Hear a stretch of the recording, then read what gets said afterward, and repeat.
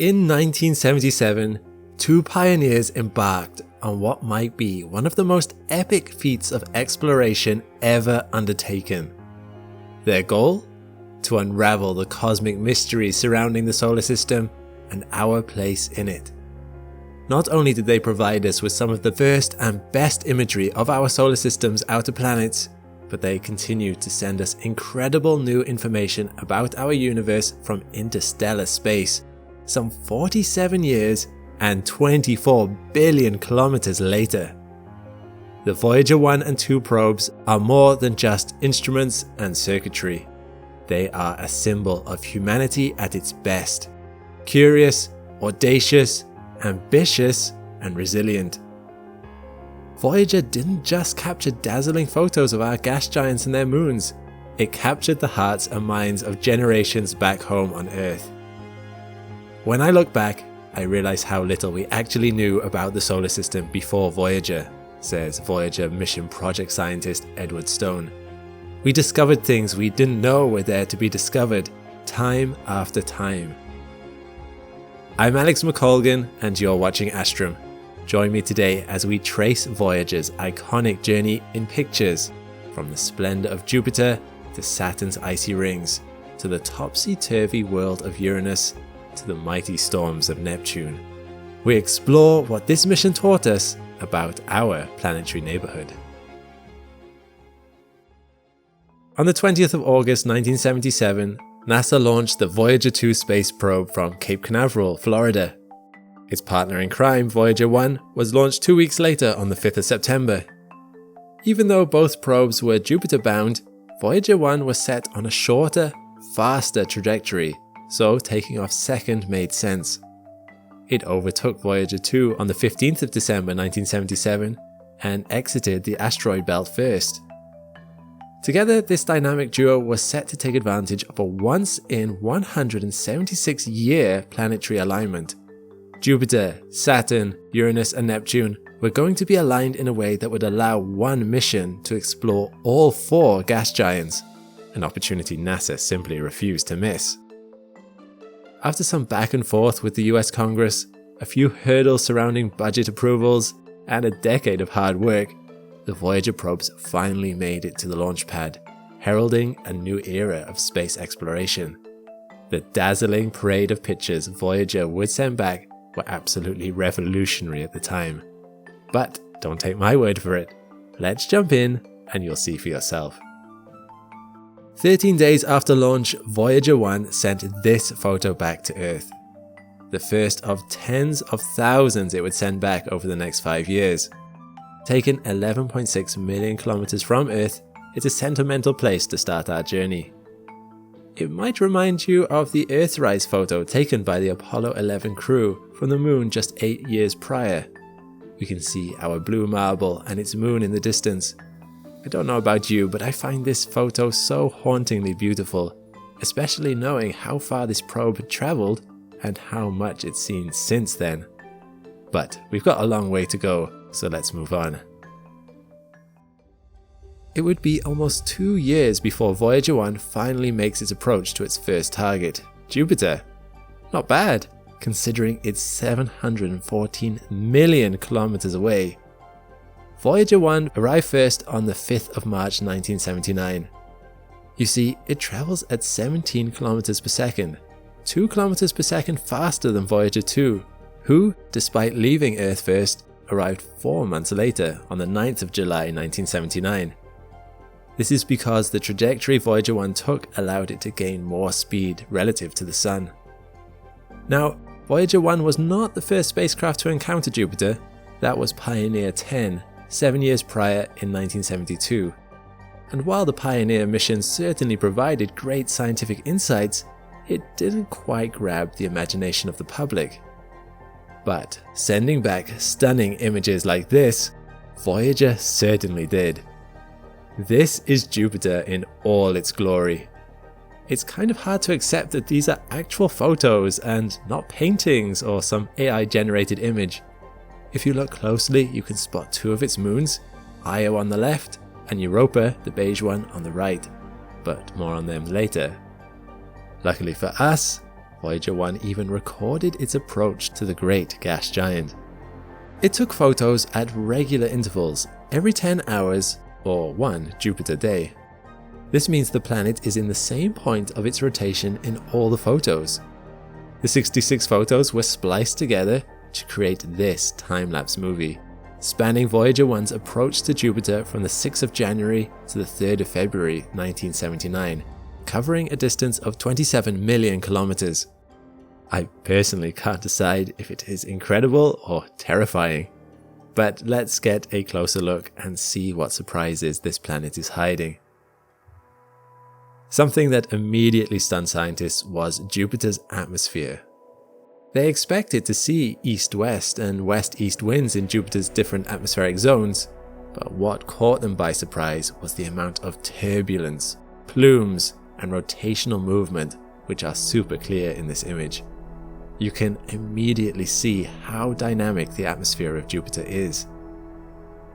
Scientists had already suspected Jupiter's most notable characteristic, its Great Red Spot, might be a counterclockwise rotating formation.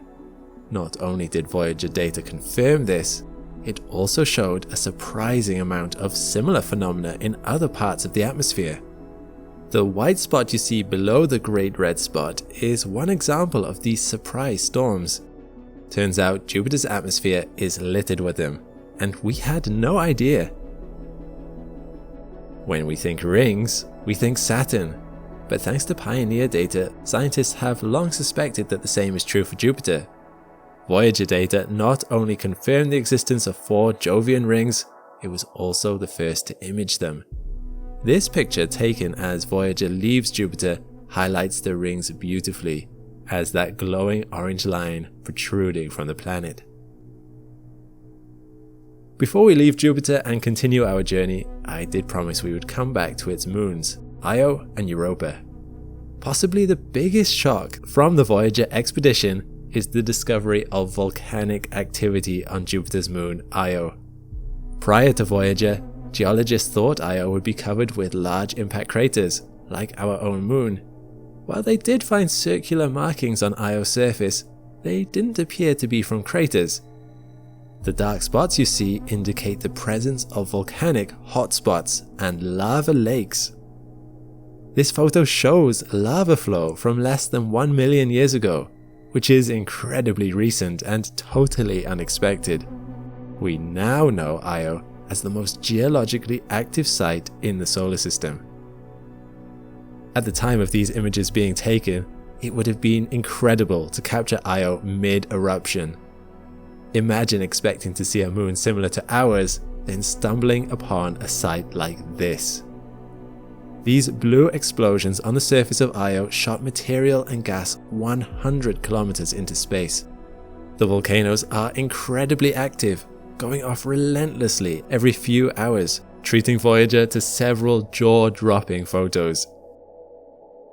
The next moon out from Io is Europa, and it could not be more different. An icy world. Voyager 1 was the first to show us that Europa is covered by curious scratch markings. Scientists suppose them to be some type of ice fracture patterns on Europa's surface. It was also Voyager data that first suggested there might be a swirling ocean lurking under the ice. Today, we know of 95 moons orbiting Jupiter. However, prior to 1979, that number was 13. Voyager discovered 3 new satellites, Thebe, Metis, and Adrastea, bringing the total to 16 moons by the early 80s. Sadly, we don't have any pictures of them from 1979, though they have been imaged since. The next stop on Voyager's grand tour was Saturn. After 21 months of travel, Voyager 1 arrived on approach to the ring planet in November 1980, closely followed by its companion 9 months later in August 1981. Like I said before, you think rings, you think Saturn. So let's start there. Prior to Voyager's mission, Saturn was believed to have just 5 major rings. However, Voyager 1 showed us that these rings are actually made up of hundreds of thin ringlets. This was the closest flyby any probe had undertaken back then, hence the great detail and learnings. Voyager discovered a ring too, the G ring. and also provided key details about the F-ring discovered by Pioneer 2 1 year prior in 1979. Voyager 1 showed us that the F-ring is kinked and multi-stranded in nature. It also identified 2 shepherd moons within the F-ring, Prometheus and Pandora. This was big news because this discovery confirms scientists' theories that shepherding moons exist around narrow rings to keep ring material in line. Voyager also introduced us to some ghostly features on Saturn's B rings. They appear scattered around the rings in this photo and are said to resemble broad spokes in a wheel. They seem innocent, but they actually caused quite the stir in the scientific community for a while. You see, up until 1980, we thought that Saturn's rings were caused exclusively by gravitational forces. That's all well and good, except these spokes completely fly in the face of that theory. Their existence is not consistent with gravitational orbital mechanics. We still don't know what causes them, but the leading theory involves electrostatic repulsion separating very small dust particles from the main surface of the ring. Sadly, as much as data from Voyager taught us about Saturn's rings, it also taught us that Saturn is losing its rings. Gravity is pulling the rings into the planet, turning them into a kind of dusty rain of ice particles. According to NASA, this could cause Saturn's rings to disappear in 300 million years. Voyager's trip to Saturn raised so many questions that a dedicated mission was mounted in the 90s to exclusively study the ring planet. Cassini probe launched in 1997 and orbited Saturn for 13 years. You can check out a video of mine on what it found here. But we aren't leaving Saturn territory yet. Voyager provided some decisive breakthroughs regarding the planet's moons.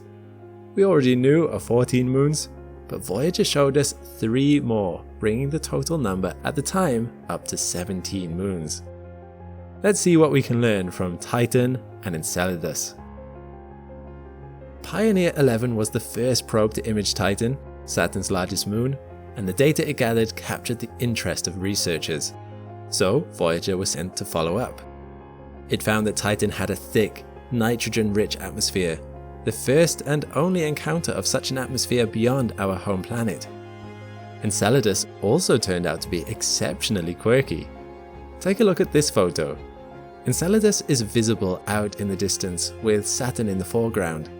Now, I know it's tricky to see, but that moon is erupting. Enceladus spews out 300 kilograms of water vapor up to 10,000 kilometers above its surface, 20 times its own diameter. As it orbits Saturn, the frequent plumes of water vapor that erupt leave a donut-shaped cloud that feeds one of Saturn's icy rings. This data was suggested by Voyager data, but it wasn't until we flew Cassini out there that we could confirm it to be true. Further geological data and imaging shows that Enceladus's terrains are an unexpected mixture of old and new. The left side, which appears smooth, is the newer side, and the right side, with the densely packed impact craters, is the older side. This suggests Enceladus is a very geologically active moon, which it wasn't previously thought to be. Before we make our way to the wonky world of Uranus, we have to say goodbye to Voyager 1. After its flyby of Titan and Saturn's rings, its path was bent upward out of the ecliptic plane. From here, the probe headed straight for interstellar space.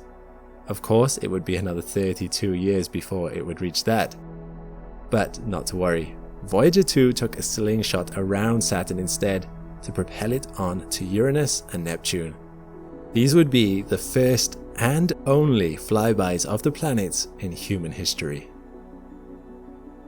5 years after arriving at Saturn, NASA's Voyager 2 arrived on approach to Uranus in January 1986. At its closest, the probe came within 81,500 kilometers of Uranus's cloud tops. Voyager 2 revealed an absence of visible cloud features in Uranus's atmosphere. Unlike Jupiter and Saturn, Uranus displayed a serene, featureless cloud deck, challenging scientists' preconceptions about the atmospheric dynamics of gas giants.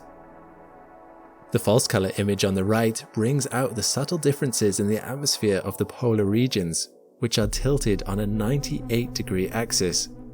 But it was another tilt that stunned Voyager scientists. It was previously unknown whether Uranus had a magnetic field, but Voyager data showed us that not only does Uranus indeed have a magnetic field, it is also tilted at an astonishing 59 degrees.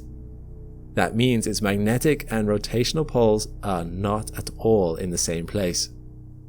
Until then, it was thought that these poles were always aligned. It certainly is here on Earth. Our magnetic and rotational poles are only shifted by 12 degrees.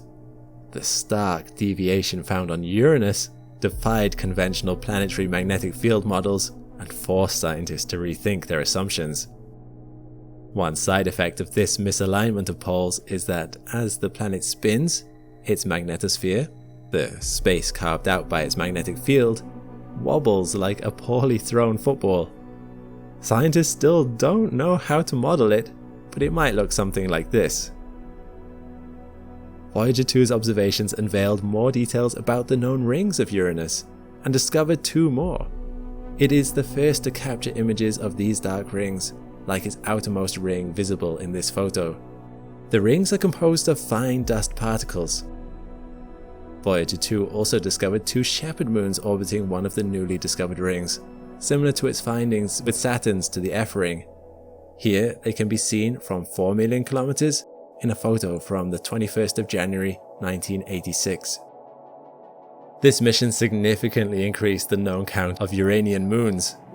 Prior to Voyager 2, we only knew about 5 moons orbiting Uranus. Voyager 2 sent us the first ever images of these moons, which you'll see in a second, but it also discovered 11 more moons, bringing the total to 16 moons. Voyager's discovery provided valuable data on their new moon sizes, compositions, and orbital characteristics. Today, the number of known moons stands at 27. Okay, back to Uranus's 5 OG moons. They all appear to be ice rock conglomerates, similar to the moons of Saturn. Oberon and Umbriel, pictured here on the 24th of January 1986, are riddled with impact craters. They seem to have little geologic activity, judging by their old and dark surfaces. Titania, which sits between those two, the fourth furthest from Uranus, is marked by huge fault systems and canyons indicating some degree of geologic and probably tectonic activity in its history. Ariel has the brightest and possibly youngest surface of all the Uranian moons. This photo, taken from just 129,000 kilometers, suggests Ariel underwent geologic activity that led to many fault valleys and extensive flows of icy material at some point in its history. Miranda is the closest of the 5 to the planet, second only in proximity to Puck, the little rocky satellite discovered by Voyager in 1985, and had the most surprising findings. Voyager flew by Miranda on the 4th of January 1986 at a distance of just 30,000 kilometers. This small moon turned out to be a captivating puzzle of geological dynamism, shaped by a volatile history.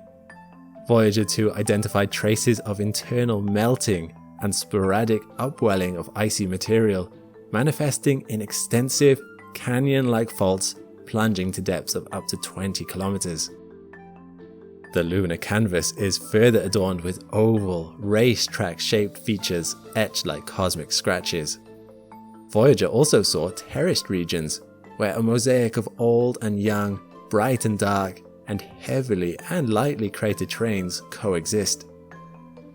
The chevron-like characteristics seen here suggest Miranda's original surface was pulled apart and the fragments forcibly re-aggregated back together.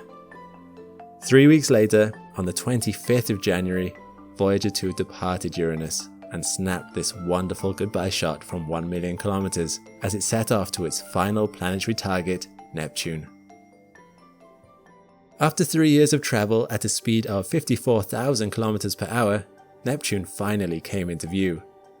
Voyager 2 approached the furthest planet in our solar system on the 25th of August 1989, just over 12 years since it took off from Earth. It produced the first close-up images we've ever received of the giant blue planet, passing only 5,000 kilometers above its north pole, the closest of any flybys. Hydrogen was found to be the most common element in Neptune's atmosphere, although the high abundance of methane is what gives the planet its blue appearance. Voyager 2 measured extraordinary wind speeds in Neptune's atmosphere, with the equatorial winds blowing at speeds reaching almost 1,100 km per hour. These remarkable speeds were yet another surprise and highlighted just how dynamic and ferocious Neptune's weather systems are. Scientists also discovered a massive storm on Neptune, aptly named the Great Dark Spot. This turbulent storm seemed to be rotating counterclockwise, just like the Great Red Spot on Jupiter, and exhibited winds reaching up to 2,400 km per hour, the strongest recorded in the solar system. One NASA analyst, Ken Bollinger, commented on the findings in 1989 saying, "Every day what you see is brand new. Nobody's ever seen it. It's just an incredible feeling. There's changes going on constantly on Neptune that happen very, very fast." Voyager 2 also imaged Neptune's rings for the first time. Up until 1986, scientists suspected the planet might have rings, but couldn't be certain. Intriguingly, the spacecraft identified several partial ring structures, or ring arcs, within Neptune's ring system. These arcs raise questions about the mechanisms responsible for their formation and stability, since they mainly consist of incomplete and dusty rings. A trip to Neptune wouldn't be complete without a quick stopover at its largest moon, Triton. The coldest known planetary body in the solar system, Triton turned out to have a fractured surface, complete with erupting geysers and a pinkish nitrogen ice cap over its southern pole. Scientists also identified dark plumes, which could indicate the possibility of ice volcanoes. Voyager 2 also discovered 6 new moons orbiting Neptune, including these. As Voyager 2 turned around to snap one last look at Neptune and Triton, it had officially completed its grand tour. Neptune's gravity bent its path downward out of the ecliptic plane. From here, it continued its voyage into interstellar space, just like its counterpart Voyager 1 had done 9 years before. Speaking of Voyager 1, let's see where it's ended up since we last checked in 1980.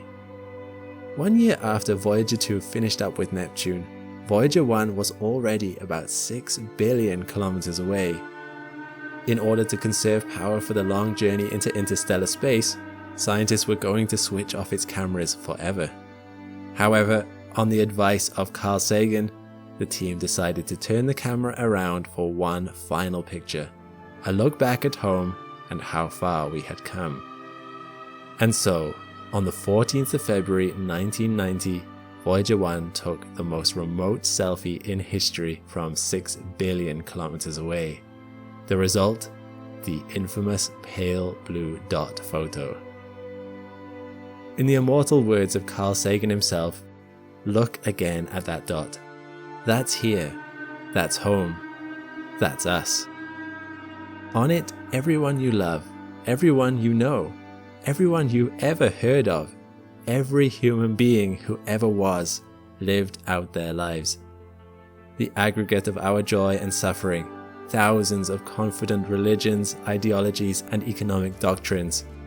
Every hunter and forager, every hero and coward, every creator and destroyer of civilization, every king and peasant, every young couple in love, every mother and father, hopeful child, inventor and explorer, every teacher of morals, every corrupt politician, every superstar, every supreme leader, every saint and sinner in the history of our species lived there on a mote of dust suspended in a sunbeam.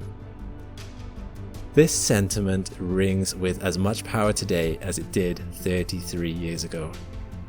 Both Voyagers 1 and 2 are still operational today, though Voyager 1 is experiencing a bit of a tech glitch at the moment.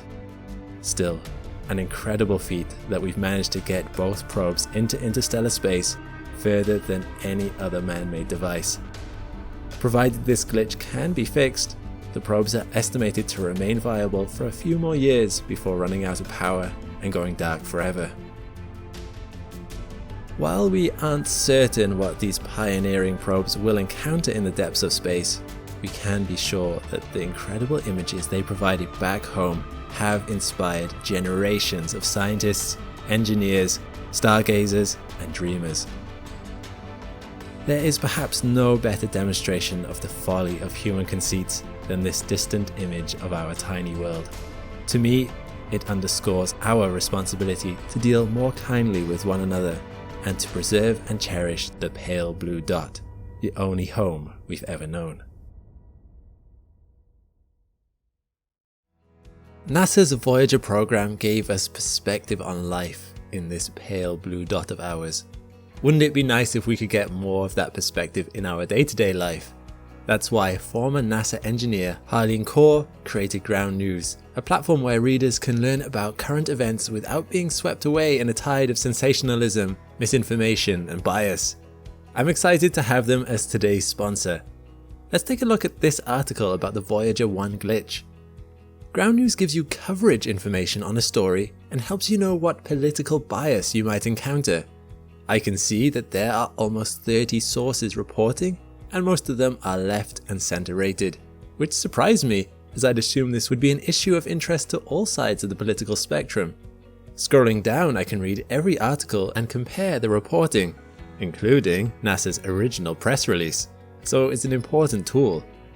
Finding the original source for space news is really useful to me, since it seems like just about any story can have some sort of political or misleading spin these days. If you want to check out Ground News, you can use my QR code or link in the description below, ground.news/Astrum, to get 40% off unlimited access. This offer is only available this month, so don't miss out. Thanks for watching. If you like this imagery-based video, you may like my others in this playlist. A big thanks to my patrons and members. If you want to support and have your name added to the end of every Astrum video, check the links below. All the best, and see you next time.